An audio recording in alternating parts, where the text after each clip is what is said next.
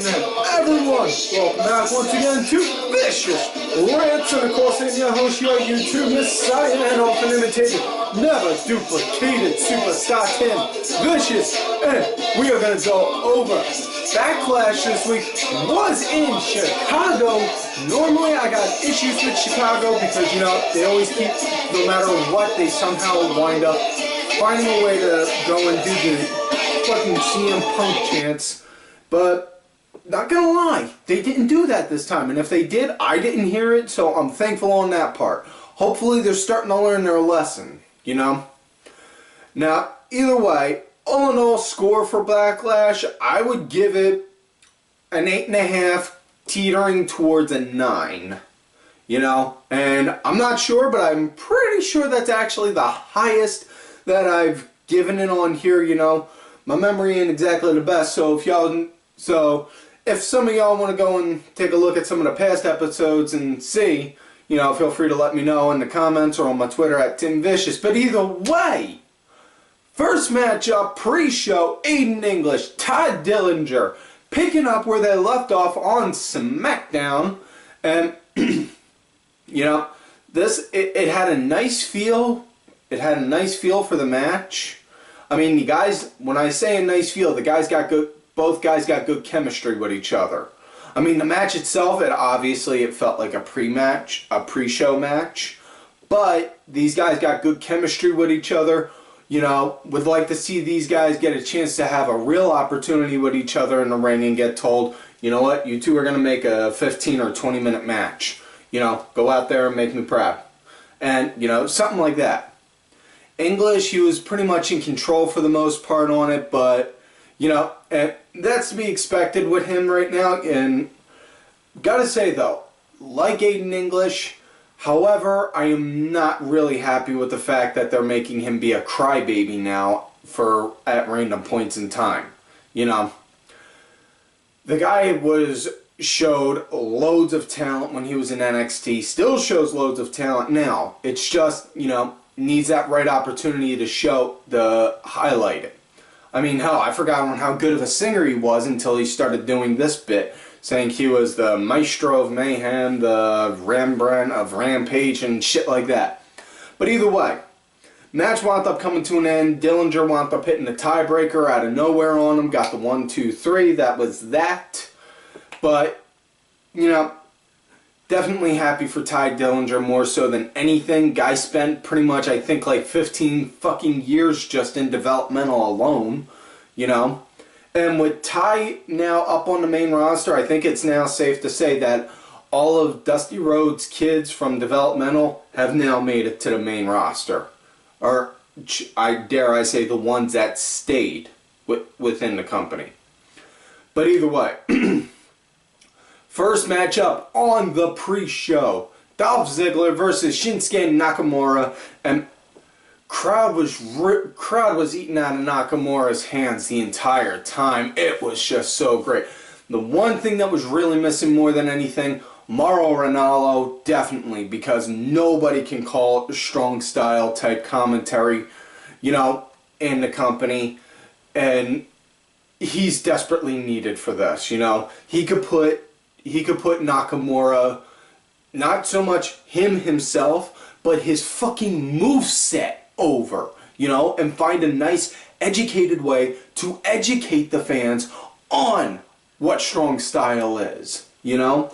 He could bring up on how it works, you know, how he fights with it and all that jazz, you know. Mauro's definitely missed, very much so needed now more than ever.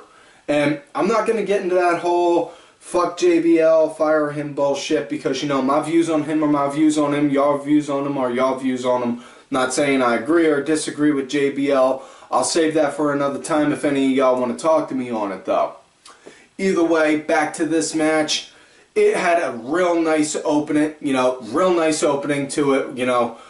Both guys kind of sizing each other up for a minute, trying to figure out what was going on. Really liked on how Ziggler was leading the match at first, and he was really more so trying to focus on having it be a ground-based match. You know, and that's the beauty of it, because Nakamura is known for being a striker, and if you can ground him, you can't strike you. But, you know, Yeah, but it was a good match all in all. Definitely loved it. And yes, I popped, and much like Corey Graves, I yelled when he did it. King Sasha! Yeah, I yelled it when Nakamura did it. He hit the King Sasha, got the 1, 2, 3. He won.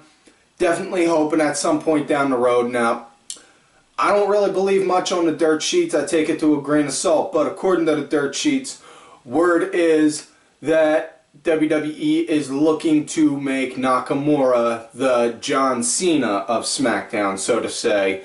And if that is the case, man, that would really be good because, you know, like I said, have Nakamura just keep building and building and building, win the Royal Rumble, and then challenge for the title at WrestleMania. Hopefully it's against AJ Styles, and then next thing you know, oh, there you go. That is one hell of a main event right there. You know, and if you don't know what I'm talking about, 1, shame on you, and 2, after this show, go and look up AJ Styles versus Nakamura at Wrestle Kingdom. That's all I need to say.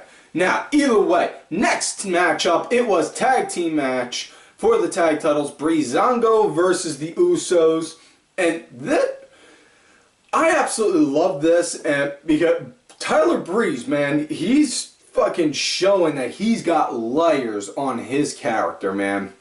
And I'm not gonna lie, at first, you know, I like Tyler, but then it just started to, like, slowly fade out because he was just showing that, you know, he's just Prince Pretty, you know, nothing else, really. But with this coming out, picking up from the Fashion Files comedy skit, came out dressed as a janitor, you know, and actually wrestled like he was the janitor, you know. When he was in, mopping the floor, Usos went to go, one of the Usos tried to get him, boop, put the mop right out to trip him, next, you know, put the mop right up in his face, and it just started working it like that. Tags in Fandango, winds up, he winds up working, and Breeze gets knocked off the apron, goes under the ring, comes back up, dressed like a grandmom, and then proceeds to go in and start acting like a little old lady. This is just, you know, normally not a fan of comedy skits, but if you can make a serious character do something funny, I'm fucking sold, and this was fucking funny. You know, this was hilarious to me. I absolutely loved it. I was laughing hysterical during the whole time with seeing Breeze like this, wrestling like that. And then, yeah, it was just nice to see because it was like a breath of fresh air for him, you know. Goes to show if and when the whole Prince Pretty taking hundreds of selfies, admiring himself thing doesn't work, he can bust out a comedy character, you know.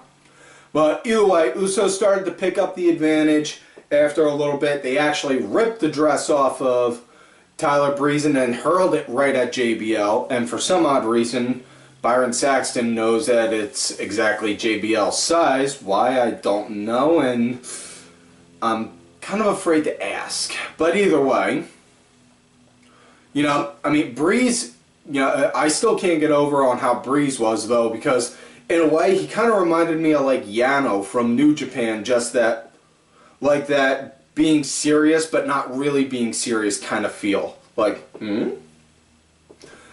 But either way, this was a nice match. I was really hoping Breezango was going to win. Unfortunately, they didn't. Usos, they wound up getting the win. They scored a super kick on Fandango as he was coming off the top to go and hit the top rope leg drop, which that kid definitely is going to need a new finisher at some point because coming off the top like that so much, it's going to wind up hurting your back and your sciatic, man. Ugh. Big time. Now, next matchup we got Sami Zayn, Baron Corbin. Really like this. Absolutely love Sami Zayn. Loved his work in Ring of Honor. You know, and a lot of people shit on the idea with Sami because, you know, he keeps getting put on the ass end of an ass kicking and all that jazz. That's the whole point of his character, saying he's the underdog, you know. He's supposed to have all the odds stacked against him, but, you know, and he either makes it or he doesn't. That's just how it is, and that's on how the underdog is.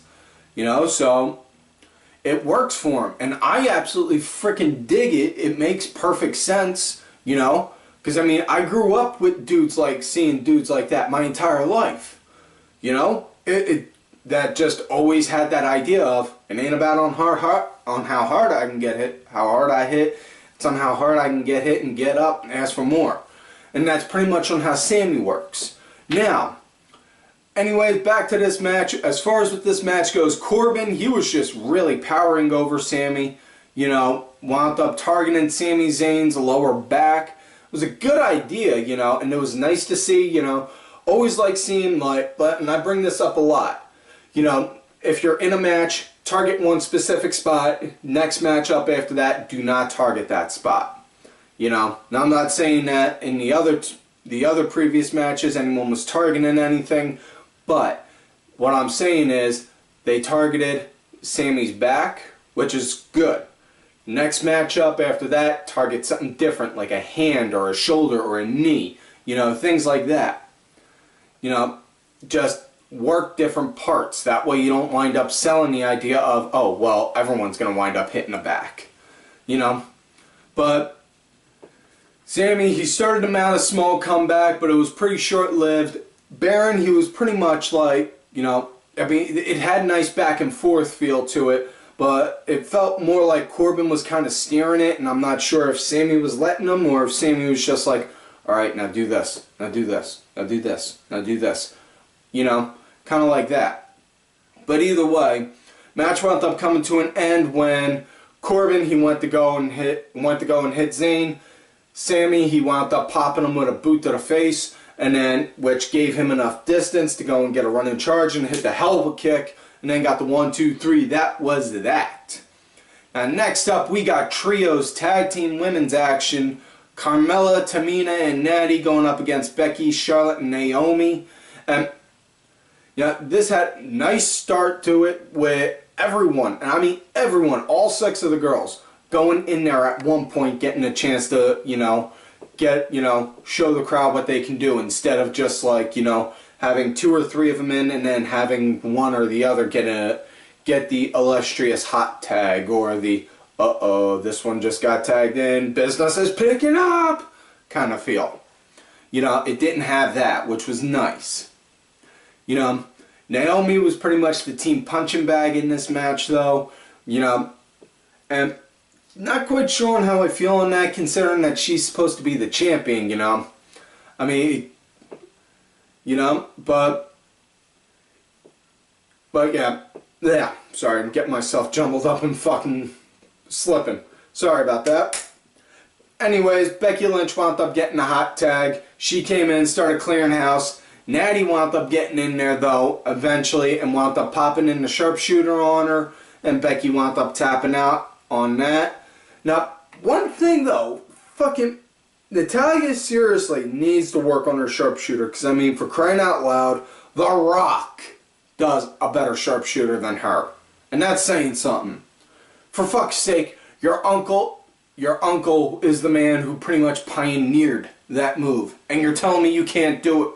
You know, it just seems like it comes off real sloppy when she does it. You know, like she sits sideways when she goes to do it. Like, fuck. Ugh. Either way, next match up. AJ Styles versus Kevin Owens. And this, dare I say, was match of the night right here. You know, this had a real nice good start to it, you know. Really liked on how it went. You know, definitely got to thank Ring of Honor for building and grooming these guys to be able to get to this level. Thank you, Kerry Selkin. Thank you, Ring of Honor and all for that. You know, yeah, they had real nice, great back and forth to it. Absolutely loved on how it went. And Owens wound up actually targeting Styles' knee, which was something that he was working on SmackDown, on the go-home SmackDown to this. And like I said, targeting different spots. Sami's back was targeted, Styles' knee is targeted now. See? Things like that. It works out. You know, Styles wound up, you know, he wound up getting his shots in, wound up hitting a killer suplex right on the apron to Owens, which was fucking nuts. You know, But, you know, match wound up coming to an end when they were outside the ring. Styles wound up getting put through the table, the announce table, and his leg actually got caught inside one of the spots where the monitors go. So he pretty much fell into like into a vintage Randy Orton spot from a few years back. And he got counted out.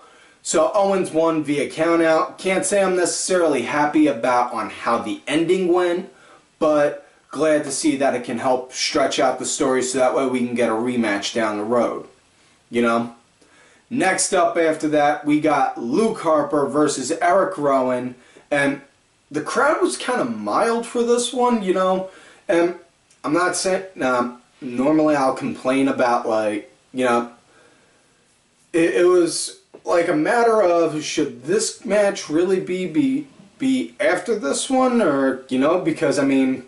the crowd was so emotionally caught up in Styles and Owens, and then this, it didn't.